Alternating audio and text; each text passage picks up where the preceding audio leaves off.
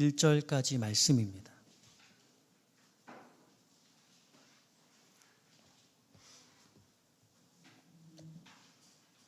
신약성경 144쪽, 145쪽, 요한복음 2장 1절로 11절까지 말씀입니다.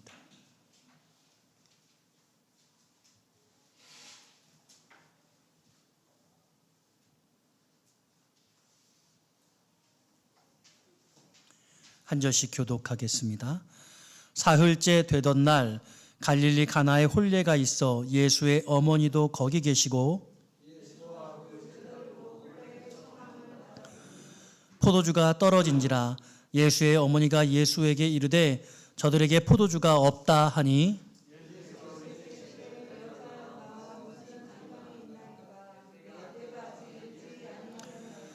그의 어머니가 하인들에게 이르되 너희에게 무슨 말씀을 하시든지 그대로 하라 하니라.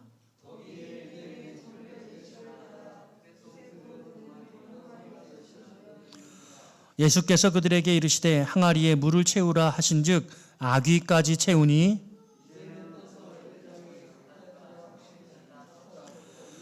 연회장은 물로 된 포도주를 맛보고도 어디서 났는지 알지 못하되 물 떠온 하인들은 알더라. 연회장이 신랑을 불러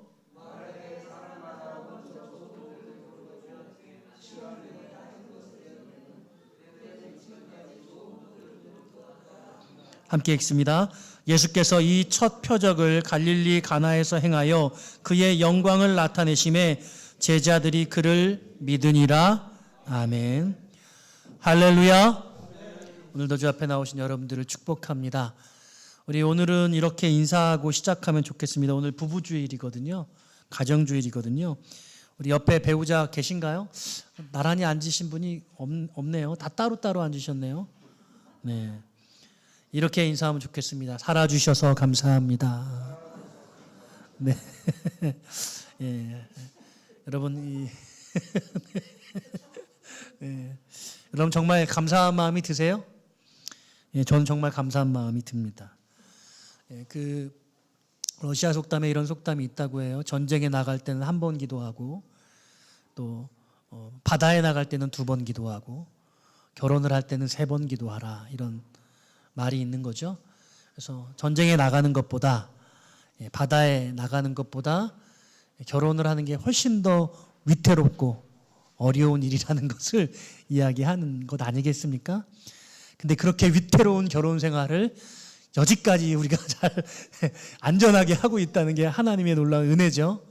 그래서 이 아내가 나를 위해 살해줘서 너무 감사하고 남편이 이렇게 가정을 이끌어줘서 너무 감사하고 그런 마음이 서로를 향해 있어야 되겠다 그런 생각을 합니다. 그런 마음을 가지고 오늘 하나 되는 가정 이야기라는 제목의 말씀을 시작하겠습니다. 교회에서 찾아보기 어려운 분들이 있습니다.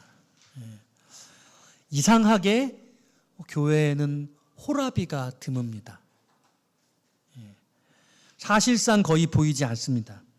제가 30년 넘게 교육자 생활을 해오면서 아내 없이 혼자 신앙생활하는 남자들을 거의 보지 못했습니다. 만약 그런 분이 계시다면 그분은 정말 믿음이 좋은 분입니다. 노총각은 많아요. 그리고 노처녀도 많습니다. 또 과부나 호러미는 많이 봤지만 교회에 혼자 나오는 호랍이나 이혼남은 제가 교육자 생활을 하면서 저희 교우 중에 친분을 가지고 있었던 사람은 없었습니다. 혹 몰래 예배를 드리는 분이 계셨을지는 모르겠습니다만은 저는 그런 분하고 사귐을 가졌던 적이 없습니다. 성경에 과부와 고아들을 불쌍히 여기신다는 말씀은 있지만 호라비를 불쌍히 여기신다는 말씀은 없습니다. 여러분 남자들 잘하시기 바랍니다. 잘해야 됩니다. 하나님이 가정의 책임이 남자에게 있다고 그렇게 생각하시기 때문에 말씀을 안 하신 게 아닐까 뭐 이런 생각이 들어요. 이건 그냥 제 생각이지 성경 말씀이 그렇다는 건 아닙니다. 사실 가정을 지키지 못했다는 자책감 때문인지 아니면 그런 외부의 시선 때문인지는 잘 모르겠습니다. 마찬가지로 가정주일, 부부주일이 힘든 분들이 있습니다. 배우자 없이 혼자 신앙생활하는 외기러기들 저희 교회에도 계시죠. 요즘 같은 경쟁 시대에 부부가 맞벌이하며 애를 써도 가정을 꾸리기가 녹록지 않습니다. 하물며 혼자 가정을 책임진다는 것은 경제적인 측면에서도 정신적인 면에서도 또 시간의 역할의 부분에서도 여러 가지 정말 헤아릴 수 없는 어려움을 가집니다. 오늘 가정주일 부부주일의 말씀을 준비하면서 먼저 그런 분들을 위로하고 그런 분들에게 하늘의 소망이 넘치게 되시기를 주님의 이름으로 축원합니다. 우리 산위의 교회는 그런 분들을 특별한 마음으로 보살펴야 할 것입니다. 성경에 독초하는 것이 좋지 않다고 말씀하셨습니다. 성경의 말씀은, 이 말씀은 결혼이 필수라는 것 이상의 의미입니다. 결혼을 했다가도 우리는 혼자 사는 삶을 살게 될 가능성을 얼마든지 가지고 있지요. 시편 68편 5절에 의하면 하나님은 고아들의 아버지시고 과부의 재판장이십니다. 그들의 삶이 얼마나 어렵고 고단한가를 하나님은 너무 깊이 아신 것입니다. 교회는 가정이고 교회의 식구들은 가족입니다. 여러분 동의하십니까? 흔히들 가족 같다. 이거 발음 억양이 중요해요. 가족 같다 이렇게 말하면 어려워요. 가깝고 친근하다는 뜻으로 조금 더 친밀해지면 좋겠다. 뭐 이런 생각으로 가족 같다 이렇게 말합니다만은 냉정하게 이 말뜻을 정리해 보면 친하게 지내면 좋겠지만 그래도 가족은 아니다 라는 뜻입니다. 그러니까 여러분 제게서 어떤 분들이 교회가 가족 같아요. 당신은 가족은 아니군요. 제가 그렇게 생각합니다. 여러분 저한테 말 잘하셔야 돼요. 교회는 가족 같은 게 아니라 가족인 겁니다. 그러니까 주님의 말씀이 교회는 가족이라고 선언하시는 겁니다. 교회 공동체 한 사람 한 사람은 모두 예수님의 핏값으로 사신 귀하디 귀한 생명인 것입니다. 교회는 하나님의 집이고 하나님은 우리의 아버지시며 예수님은 우리의 신랑이시고 우리는 가족 구성원입니다. 이렇게 말하면 촌수가 조금 이상해지기는 하지만 이게 엄연한 사실입니다. 여러분 모두가 그렇게 생각하기를 바라고요. 우리 교회 공동체, 산위의 가족들 중에 외면당하거나 가슴 아픈 일이 생기도록 방치해서는 절대 안 될 것입니다. 오늘 뭔가 좀 예배당에 빈자리가 있는 휑한 느낌이 좀 사실 드는데요. 지난 주간에 어려움을 겪은 또 나름의 식구들이 있습니다. 참 마음이 어려운 것 같다라는 생각을 하게 되어지는데 이제 뭐라고 그럴까요? 여러분 이 주일날 예배를 오는 걸 의무감이나 책임감으로 나오는 것도 참 귀한 일이에요. 뭔가 내가의 사명이 있어서 그 사명을 수행하기 위해서 오는 것도 참 기쁜 일입니다. 그런데 그것보다 더 귀한 건 정말 삶이 답답하고 어려울 때 교회 가서 예배하고 싶어져야 되는 거죠. 그게 진짜인 거예요. 너무 삶이 어려운데 책임은 다해야 되는데 교회 가기 싫을 수가 있잖아요. 그러지 않기를 바라요. 집은 그런 곳이 아니잖아. 가족은 그렇지 않잖아요. 어려우면 만나고 싶고 위로받고 싶고. 그러니까 우리가 뭔가를 하기 위해 교회에 오는 게 아니라 주님 만나서 예배하고 싶고 가족들로부터 위로받고 싶고 힘을 얻고 싶고 우리 그래서 여러분 주님 앞에 나오시기를 주의 이름으로 축원합니다. 교회에서 외면당하거나 또 정말 아픔에도 불구하고 어지러움에도 불구하고 힘듦에도 불구하고 그런 마음이 헤아려지지 않으면 그건 정말 슬픈 일일 거예요. 그 옛날 어느 일화이죠. 교회 앞에 한 소녀가 그슬피 울며 앉아 있습니다. 그런데 어떤 이가 왜 울고 있느냐고 물어요. 이 소녀가 교회에 들여보내주지 않아서 이렇게 울고 있다고 울먹이며 말합니다. 그러자 낯선 이가 대답하죠. 나도 아직 이 교회에 들어가지 못했어. 여러분 잘 아시는 이 낯선 사나이는 우리 주님이십니다. 여러분 이게 교회 예배당 이야기가 아니라는 거죠. 가족 공동체 안에 누군가는 가족의식을 느끼지 못할 수 있는 거죠. 마음의 문을 열어주지 않는 것이 바로 이런 뜻 아니겠습니까? 가장 어렵고 소외된 이들에게 문이 활짝 열리는 교회. 여러분 마음은 열고 그들을 가족으로 받을 수 있는 우리 믿음의 가족 공동체 되시기를 주의 이름으로 축원합니다. 아프리카 속담에 결혼에는 고통이 있지만 독신에는 행복이 없다. 이런 말이 있습니다. 제가 존경하는 우리 분당중앙교회 목사님이 교회 설립예배 드리는데 설립예배 말씀 중에 그렇게 말씀하시더라고요. 결혼은 열정으로 시작돼서 인내로 유지되며 희생과 헌신으로 완성된다. 이렇게 표현하시더라고요. 정말 멋진 말인 것 같습니다. 여러분들의 가정이 그렇게 되어지기를 축복합니다.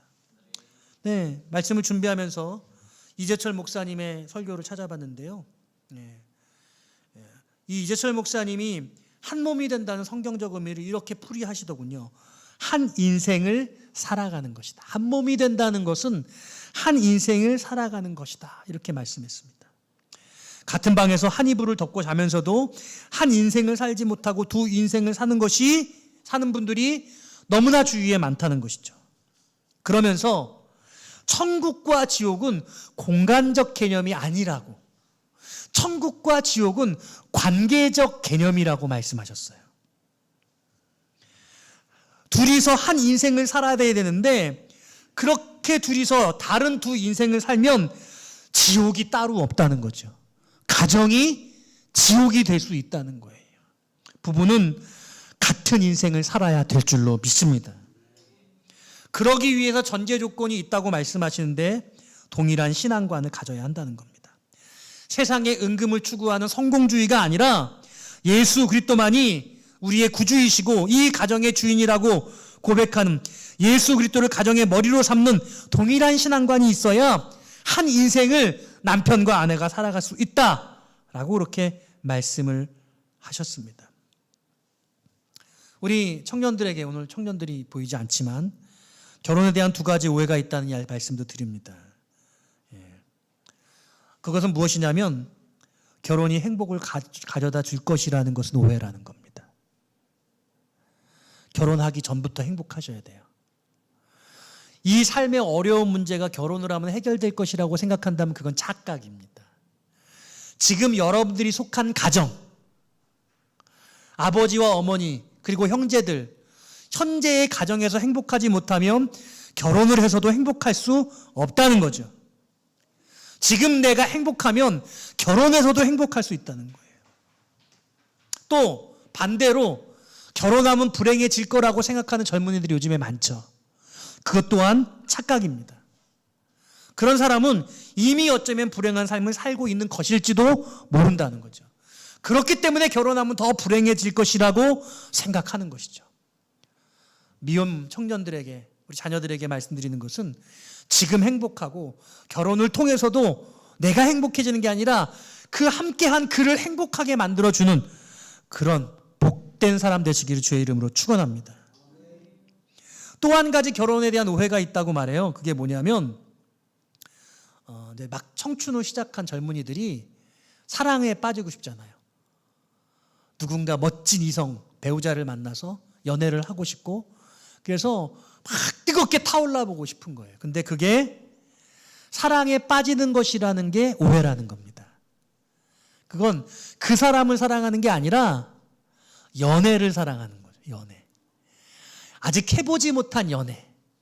우리가 이제 나이가 좀 이제 연애도 하고 결혼할 임박할 나이가 되면 사람을 알게 되면 나와 받는 사람이 어떤 사람이고 내가 어떤 사람을 만나고 싶고 이런 것들이 명확해지거든요. 그리고 누군가를 만날 때 그를 통해서 그것들이 잘 어우러질 수 있을까를 가늠하게 됩니다. 그런데 아직 그런 연애를 해보지 못한 청춘들은 뭔가 뜨거운 사랑에 빠지고 싶으니까 누군가를 만나는데 그 이성적인 매력이 있을 수 있긴 합니다만 그에 대한 매력이 아니라 그에 대한 사랑이 아니라 연애 자체에 대해서 그 연애 자체를 사랑하는 에로스의 사랑을 추구하고 있다는 것이죠. 이게 바로 오해, 결혼에 대한 오해라는 것입니다. 사랑하는 여러분, 오늘 어떻게 남편과 아내가 잘 어울리며 하나 될 수 있을까요? 저는 하나 되는 가정 이야기라는 제목으로 말씀을 준비하면서 가정이 하나 되기 위해서 가장 중요한 본질은 부부가 온전히 하나 되는 것이라고 저는 믿습니다. 여러분, 남편과 아내 여러 하나이세요? 하나이신 거 맞으세요? 목사님, 그게 가능합니까? 불가능해요. 목사님, 그게 어떻게 하나 됩니까? 제가 여러분께 그런 말씀 드렸었잖아요. 로또 안 맞아, 안 맞아. 정말 안 맞아. 안 맞는다는 거예요. 평생 안 맞는다는 거예요. 근데 남편과 아내가 어떻게 하나 될 수 있을까? 답이 아주 간단합니다. 가정의 주인이 예수님이 되면 되는 것입니다. 가정의 주인이 남편이 아니고 아내가 아니고 예수님이 가정의 주인이라는 거예요. 여러분, 이거 이론은 쉬운데 실제는 어려운 얘기입니다. 목사님, 우리 가정의 주인은 이미 예수님인데 근데 우리 부부는 왜 이럴까요? 여러분, 말씀을 잘 들어보시기를 바랍니다. 예수님이 공생애 사역을 시작하시면서 그 첫 번째 이적을 결혼식에서 베푸셨습니다. 이건 매우 중요한 의미가 있습니다. 예수님이 이 결혼식에서 물을 포도주로 바꾸셨다는 것은 구속사적으로 아주 중요한 의미가 있습니다만 다른 차원에서도 의미가 깊습니다. 결혼을 생각해 볼 때 이것 매우 중요한 의미라는 것입니다. 창세기 2장에서 하나님은 자고 있는 아담의 갈비뼈를 취하셔서 하와를 만드셨습니다. 그리고 잠에서 깨어난 아담이 이렇게 고백하죠. 이는 내 뼈 중에 뼈요 살 중에 살이다. 고기는 이런 부위가 맛있어 이런 얘기 아니죠. 최고의 사랑의 고백 아니겠습니까? 그러니까 하나님이 그렇게 말씀하시면서 신약에서 예수님이 뭐라고 말하냐면 결혼이 둘이 하나가 되는 것이라고 말씀하셨습니다. 그리고 결코 나눌 수 없다고 선언하셨습니다.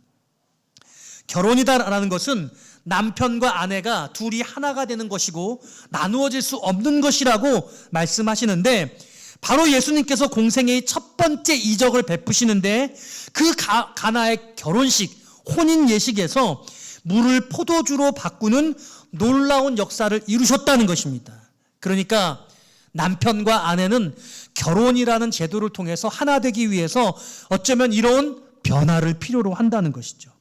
화학적 변화, 아니 영적 변화라고 하는 것이 더 좋겠습니다. 신랑과 신부, 남편과 아내는 이러한 물이 포도주가 되는 것 같은 영적 변화를 통해서 하나 되어져야 한다는 것이죠. 어떻게 그럴 수 있겠냐는 거예요. 요한복음 2장의 포도주 사건을 잠시 뒤로 미루어 두고 에베소서 5장 말씀을 생각해 봐야 합니다. 이 에베소서 5장은 결혼, 남편과 아내가 함께 가정을 이루는 것, 남자와 여자가 만나는 것을 예수님과 교회의 관계로 설명하셨습니다. 5장 24절이에요. 그러므로 교회가 그리스도에게 하듯 아내들도 범사에 자기 남편에게 복종할지니라. 교회가 그리스도에게 하는 것처럼 아내들에게 남편에게 복종하라고 말씀하십니다. 남편을 향한 복종을 명령하셨어요. 이 복종이라는 단어는 참 부담되는 단어죠. 어떤 개인적 의견이 반영될 수 없는 단어입니다. 온전한 100%의 그대로의 순종을 말하는 거죠. 내 의지와 상관없이 무조건적입니다. 그리고 25절은 남편들에게 말씀하십니다. 남편들아, 아내 사랑하기를 그리스도께서 교회를 사랑하시고 그 교회를 위하여 자신을 주심같이 하라. 아내를 향한 사랑을 명령하셨습니다. 어떤 사랑입니까? 예수님께서 저와 여러분들을 교회를 위해서 자신을 주신 것처럼 십자가에 죽으셔서 우리의 모든 문제, 죄의 문제, 인생의 문제를 해결해 주신 것처럼 그렇게 자신을 온전히 내어주며 사랑하라고 명령하십니다. 이 사랑과 복종이라고 하는 관계가 예수님과 교회의 관계라는 것입니다. 이게 바로 부부관계의 원형이라고 말씀하십니다. 예수님은 자기를 내어주시는 십자가의 희생적 사랑으로 교회를 세우셨고 그 십자가의 사랑을 깨닫고 믿음으로 화답한 저와 여러분들이 교회의 일원이 되었습니다. 그러니까 우리는 예수 그리스도를 머리로 삼아서 교회의 일원으로서 몸이 되어서 그 주님께 순종하며 우리는 믿음 생활을 해나가죠. 이게 좀 어려운 용어로 따라해 볼까요? 신비로운 연합. 신비로운 연합이라고 해요. 왜 신비롭냐? 내가 살잖아요. 내가 사는 게 아니에요. 내 안에 그리스도께서 사시는 거예요. 예수님이 십자가의 죽으심으로 말미암아 우리를 위해서 구원을 이루셨고 그 예수 그리스도를 믿는 자들마다 죄의 문제가 해결되고 내 안에 주님이 오셔서 내 인생의 주인이 되시는데 내가 사는데 내 안에 주님이 사시고 나는 죽고 주님이 사시는 것이라고 나와 주님이 함께 하나 되어진 이것을 신비로운 연합이라고 말하고 있거든요. 그런데 이 신비로운 연합이 부부관계 안에서도 가능하다 라고 말하는 거죠. 둘인데 둘이 아니라 하나가 되는 것. 근데 사랑하는 여러분, 이 에베소서 5장에 매우 큰 위험성이 있습니다. 이 에베소서 5장의 말씀은 권리를 말하고 있는 게 아니에요. 권리가 아니에요. 의무를 말하고 있는 거예요. 의무. 이게 무슨 뜻이냐? 서로를 향해서 이 말씀을, 에베소서 말씀을 상대 배우자를 공격하는 공격용 도구로 사용하면 안 된다는 겁니다. 남편이 불편한 심경으로 아내에게 여보, 남편을 공경해야지 이렇게 여러분 말했다고 가정해 보십시오. 그러면 아내가 그렇구나, 제가 남편을 더 공경할게요 라고 생각할 리 없죠. 아내가 격앙된 어조로 남편에게 여보, 아내를 사랑해줘야죠, 왜 나를 사랑해주지 않는 거예요? 그렇게 말했다고 쳐보죠. 그 남편이 여보, 정말 미안해, 내가 오늘부터 당신 더 사랑할게 라고 말할 리 없죠. 예. 뭐라고 말합니까? 차마 말로는 못하죠. 그 말로 꺼내면은요 정말 큰 문제가 되는 거예요. 여러분, 절대로 말하면 안 돼요. 속으로는 이렇게 생각하죠. 어쩌라고, 왜 그걸 지금 말하는 건데, 왜 이 타이밍에 그걸 얘기하는 건데, 나도 안다고, 하지만 지금은 얘기하는 게 아니지, 이렇게 생각하게 되죠. 이게 의식의 흐름이에요. 성도라면 에베소서 5장에 남편과 아내를 향한 이 존경과 사랑, 이 복종과 사랑의 이 말씀을 모를 턱이 없습니다. 그런데 존경과 사랑이라고 하니 부부관계에 올라온 신비한 메커니즘이 그렇게 서로가 권리를 주장하듯 그렇게 서로에게 요구될 때 부부관계는 깨뜨려지는 겁니다. 와장창하는 겁니다. 그러니까 현실 부부에게 이 말씀이 작동하기가 쉽지 않아요. 그러니까 이 말씀은 남편이 아내에게 하는 말도 아니고 아내가 남편에게 하는 말도 아닙니다. 이 복종과 사랑에 대한 요구와 명령을 하실 수 있는 분은 오직 주님이신 거예요. 여러분 믿으십니까? 주님이 남편에게 말씀해 주셔야 되는 겁니다. 남편을 좀 존경해 줘. 좀 남편의 말에 복종해 줘. 내가 부탁할게. 아내를 좀 사랑해 줘. 네 아내 지금 사랑이 필요해. 사랑해 줘야 돼. 오죽하면 저럴까. 나는 네가 더 사랑해 줬으면 좋겠어. 정말 힘들어하지 않니? 네가 좀 어리석어 보여도 바보 같아도 옳지 않은 것 같아도 네가 좀 존경하고 복종해 줘. 너라도 따라야지. 주님이 그렇게 말씀하실 때 그들이 변화되는 거죠. 남편과 아내가 진심으로 주님을 주인으로 모시고 있다면 그 말을 말씀 그대로의 의미로 받을 수 있을 겁니다. 여러분, 다시 요한복음 2장으로 돌아가 볼게요. 지금 주님이 결혼식에 하객으로 초청받으셨습니다. 그런데 포도주가 떨어진 놀라운 일이 벌어졌습니다. 지금 결혼식장에 매우 중요한 포도주가 떨어진 겁니다. 여러분들의 결혼 생활에 온갖 문제가 생기지 않습니까? 관계에 어려움도 오고 물질적인 어려움도 오고 성적인 어려움도 올 수 있고 자녀 관계의 어려움도 올 수 있고 인생에 여러 가지 일들이 일어나지 않습니까? 여러분 그때 어떻게 그 문제를 해결해 나갈 것이냐는 거죠. 오늘 본문은 이렇게 말하고 있습니다. 그때 그 결혼식장에 예수님의 모친 마리아가 있었죠. 여러분들의 삶에도 여러분들의 가정에 이런 충고를 해줄 만한 사람이 있기를 바랍니다. 무슨 말씀을 하시든지 그대로 하라. 무슨 말씀을 하시든지 그대로 하라. 마치 아는 것처럼 그렇게 말씀하셨어요. 예수님이 말씀하실 것을 기대하셨고 말씀하시리라고 생각했습니다. 손님이셨던, 결혼식장에 하객으로 오셨던 예수님이 이 결혼식의 문제 해결자로 나타나시는 드라마틱한 지점이 바로 이 지점입니다. 하객으로 오셨다가 주인공으로 등판하시고 있습니다.